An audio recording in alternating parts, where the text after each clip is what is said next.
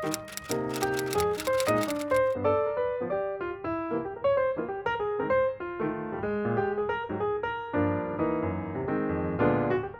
guys, welcome back to my channel. Today I'm going to be doing a video which I thought might be quite useful. I feel like it's a bit of a trending topic at the moment, that people want to shift from romance to fantasy or romancy, but they don't know where to start. A couple of years ago all I would read was rom-coms, and that's completely fine if that's all you want to read.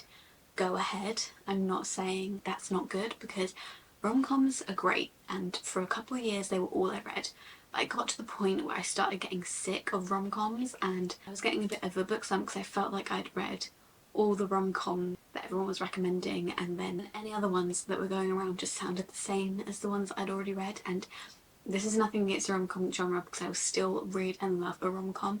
Emily Henry is my favourite author of all time, she always will be. Beach Read is my favourite book of all time, and it always will be. But I also love a fantasy now, and I just thought I'd make this video to kind of help people who want to get into fantasy but don't really know where to start.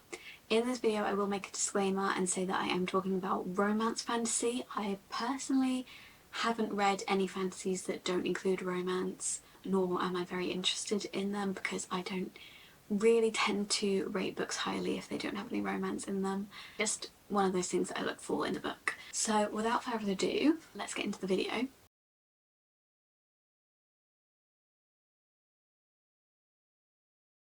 So my favourite rom-com, as I said, and my favourite book of all time is Beach Read by Emily Henry. If you haven't read this book, it is basically, I mean, this isn't supposed to be a book about recommending rom-coms, but I will speak about this book any chance that I get.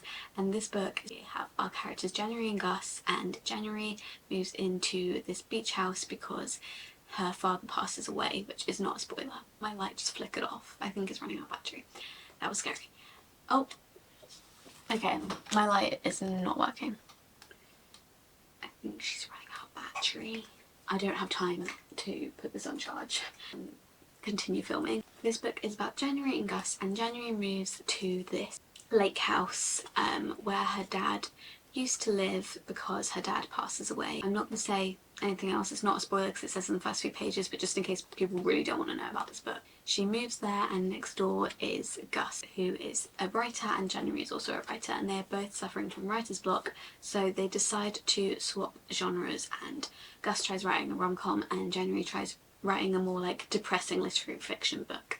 They go on little excursions throughout the book to teach each other about their genre. It is just my absolute favourite book of all time. I have a very deep connection with this book. When I first read it I absolutely loved it, 5 stars, my favourite book, and now I read this about 3 years ago now, and it's just been my favourite book for too long that nothing will ever overtake it now, because it's got that nostalgia factor as well. So this is my absolute favourite rom-com, and for a while all I would read was rom-coms and I had no interest in fantasy whatsoever. But then all the booktubers I was watching, they started turning to fantasy, and I started getting in a bit of a book slump because I wasn't really feeling rom-coms. And so I decided to give fantasy a chance. Now this isn't exactly how I did my journey from from romance to fantasy, but this is what I think would work best. So I didn't do this next step, but if I were to go back, I think this would work the best. I would recommend going from rom-coms into fantasy. The first step I would say is to try a rom-com that has a bit of magical realism in, and Ashley Poston is the queen of this. Both of these books are a rom-com, but they're also sort of like Emily Henry, where they have a bit of a extra subplot going on. It's usually quite emotional, but they both have an element of magical realism. So in this one we have our main character can see ghosts, and the love interest becomes a ghost and only she can see him and communicate with him. They're basically trying to figure out why he's a ghost and why he can't pass on into the afterlife. This one is the 7-year slip, which is an apartment where it goes back in time 7 years sometimes when you enter it. Not every time you enter it, but sometimes when you enter it, the rest of the world outside will keep going. The apartment has gone back in time 7 years, and there is this guy who is living in the apartment who was living there 7 years ago, and she keeps coming back into her apartment and he's living there as well. So they both have a bit of magical realism, which I think kind of gets you into the mood of a romance where it's not like real life. But neither of these books are hard to read or understand because they don't really have a rhyme or reason why these magical realism things are, they just are. So there's no like world politics or world building. That is just how this world is for no explanation. There is just a bit of magic, and I feel like that is a good way to kind of sink your teeth into a book that's not necessarily 100% like real life. Next, I would recommend a book that is set in the real world. It hasn't got much world building because it's set in the real world, but there's just something about it a little bit like magical realism, but it's more explained, and for that I would recommend The Night Circus. Now, if you guys have any books that are like fantasy but just one element and the rest of it's like real world, like for this the one element is The Night Circus, which is the fantasy and the magical part, but the rest outside The Night Circus, like, it's just real life. So kind of like the magical realism rom-coms, except it's a lot more explained and a bit more in depth. If you guys have any other book suggestions like that, then please leave them down below, because I don't think everyone would enjoy this book because it's quite long and it hasn't got the most romance in the world. Like, romance is definitely a subplot in this book, but I personally really liked it. It's basically about this circus that goes round, I don't know if it like goes around the world or I can't remember, but it's this travelling circus and we have two people, Cecilia and Marco, who are brought up to duel each other to death one day, and they're just trained in the circus the whole time, and the circus is magical. There's a lot more magic in this one, a bit more explanation. It's a bit more to sink your teeth into, but it's still not like full fantasy because it is still based in this world. That is what I did as well. This was my first kind of fantasy read. Next I went into the Shatami series. This series is kind of dystopian fantasy. It is kind of based in this world, but I don't know if you'd say like in the future or just if the world went a different way. Kind of like the Hunger Games would be like this world, but if the world like went a different way. Oh, I didn't realise it had this yellow. We follow Juliet in this book, who has power. It's basically set in a world where there's this government and there's different sectors, sort of like Hunger Games, and because of her power she is selected to become a weapon for the government. She doesn't want to be this weapon for the government and she wants to fight back and fight against the government. It's similar to this world, but it's kind of just like if this world went a different way, so it's less world building, but it's kind of introducing you a little bit to world building because it's not exactly like this world. And this one has a much stronger plot of romance. It's also YA, so it's quite easy to read. Then I think once you've done that and you've got into it and you've put your feet into the fantasy world, you'll fall into it, because that's kind of what I did. I read Shatami and I was like, I need to read more fantasy romance because it's so different to a rom-com. Obviously it depends what you're in the mood for. Sometimes you're in the mood for a rom-com, sometimes you're in the mood for a fantasy. From here I'd probably recommend fantasy that is still world building, maybe not too much. From after Shatami I went into Fourth Wing, and Fourth Wing is not the hardest, but it's not the easiest. I did find myself being a bit like, well, this is a lot. So I would recommend maybe not going straight into Fourth Wing and maybe going into Divine Rivals or Caraval. I think these are two fantasies that are quite easy to understand. So Caraval is this event that goes on every year? Yeah. Once a year, the Master Legend hosts a Caraval, which is this event where it's basically a load of clues and you have to solve the clues to win the game, and then you get granted a wish. Outside Caraval it's not exactly like real life, it is still a bit different, like the names of places are different, but on the outside of Caraval it is similar to real life. Inside Caraval there are a lot of things going on and you're kind of told like none of this is real, don't get sucked up into the game, so you're kind of confused which things are real and actually happening and which aren't. But I do think this one's quite easy to wrap your head around because it is just a competition. It's not too much world building because it's just this one event that is magical. Divine Rivals also kind of similar to real life, how it would be back in the early 1900s, I'd probably say. It's not too different to real life, but there are gods in this book and there are also places have a different name than we do in this world. So in this book there are two gods that kind of go to war with each other, and they, what's it called when you get someone to go to war? Enlist. They are like enlisting people to come and fight with them in this war, and then Iris becomes a correspondent in this war because her brother goes to it. And so that part isn't really focused on too much. It's focused on more in the second book, which is Rufus Vows, which is up there.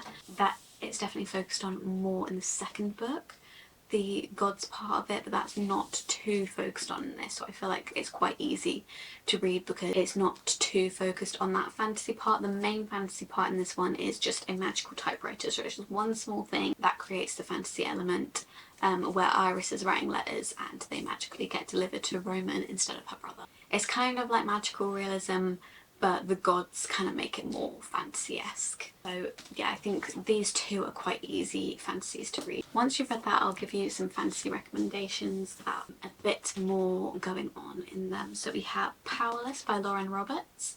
This one is a lot more world building because it has a map. In it, so obviously sometimes they reference things and you've got to take a look at the map, and it can get a bit confusing, but this map is very simple. The premise of this book is kind of similar to the Hunger Games, so I feel like that also makes it easier to read. In this book there are ordinaries and elites, and the elites have powers and the ordinaries do not. So the ordinaries were banished, but Payden managed to fake that she had the power of a psychic. She doesn't actually.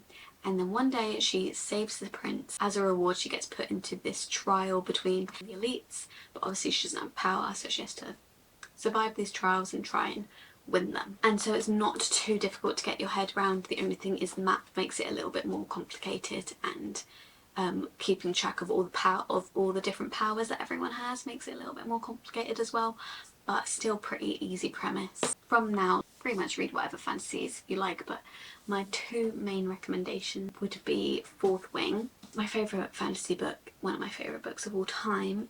So this one takes place in a dragon school. It's not just a dragon school, it's a war college, and one of the 4 areas you can study is riding, so they ride dragons and fight in wars with them.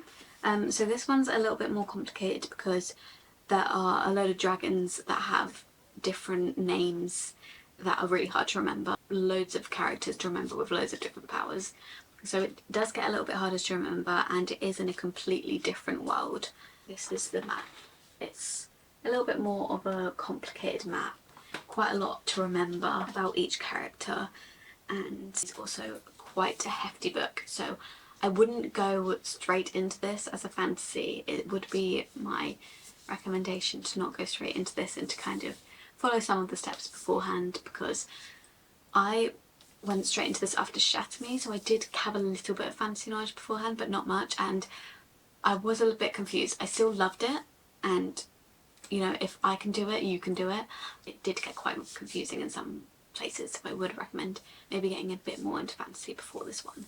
But yes, this one is about Violet. I can't hold this up because it makes my camera go weird. But it is about Violet, who was supposed to go in the scribe quadrant of the school, but instead she went to the riders quadrant, and she's not that physically capable, and so she struggles a little bit with the trials, and it's basically just her trying to get through all these trials to make it into the second year of the war college and survive these trials and not die, basically. And there is a very strong romance plot in this book and in Powerless, and basically every book I've shown you other than The Night Circus has a bit less, but this one definitely has a very, very strong romance plot to tide you through all the different things that you've got to remember. But it's a lot of fun, and I really enjoyed this book, and I can't wait to reread it. And then after I read Fourth Wing, I went into ACOTAR, which is, I feel like the reason why everyone wants to get into fantasy at the moment is because they're seeing this everywhere. Now, you can just go straight into this with no prior fantasy knowledge, but even I was confused, and I read a few fantasies beforehand and don't even understand some of these books now I finished it. I need to go back and reread it to fully understand what was happening in all of this, because it is a lot. It is set in an entirely different world, and there's fae in this book, so they're not human. So it's completely different to real life. It also has a map, and as you can see, it's very long because it is a 5-book series maybe more coming out. But the last book is about 750 pages to give you perspective of how long this series is. So I wouldn't jump straight into this. If you want to, go ahead, but that is why I made this video. I feel like a lot of people now are seeing ACOTAR everywhere and a lot of people want to get into reading it. So this is kind of the order that I would say to reach ACOTAR to fully experience it, because you'll understand more what's happening, or you probably won't like I didn't. It helps a little bit. I'm actually going to look what it says on the back of the first book, because of how long this series is, like a lot of things that happen in this book could be a spoiler, so I'm not going to say too much, and I'm just going to look at the back of this book to see what I can say, because I went into this book, I honestly can't get this out, I have to like shake it, but I went into this series knowing absolutely nothing, and I'm really glad I did, so I don't want to spoil anything for anyone. So Feyre's a human and her family are very poor, and so one night she goes out to hunt for prey so that they can eat, and she ends up firing an arrow at a wolf. Was it a wolf? Yeah. Who ended up being a fairy, and so as punishment she got taken by Tamlin, who is a high fae, and taken back to the Feylands. That's basically all I can really say without spoiling the rest of the series, so that is all I'm going to say. But this series is amazing. It will get you into fantasy, for sure, but I wouldn't recommend reading it without reading any fantasies first. But yeah, I feel like this series is the reason why everyone wants to get into fantasies, and so I hope that this video has helped people figure out where to go with their fantasy journey, and I hope that you all love it as much as I do. I know it's not going to be for everyone, and if you want to just stick with the rom-coms, that is completely fine. Rom-coms are great, and I will still be reading rom-coms and recommending them, but I just want everyone to have the experience of reading fantasy if they want to, and so I hope this video helped in some way. If it did, please give a thumbs up, please comment down below some of your recommendations for getting into fantasy for other people, or your journey if you're currently trying to get into fantasy, and please subscribe. If you want to, you can follow my social medias, which are at _libraryofeden, both on TikTok and Instagram, and I will see you in my next video very soon. Bye.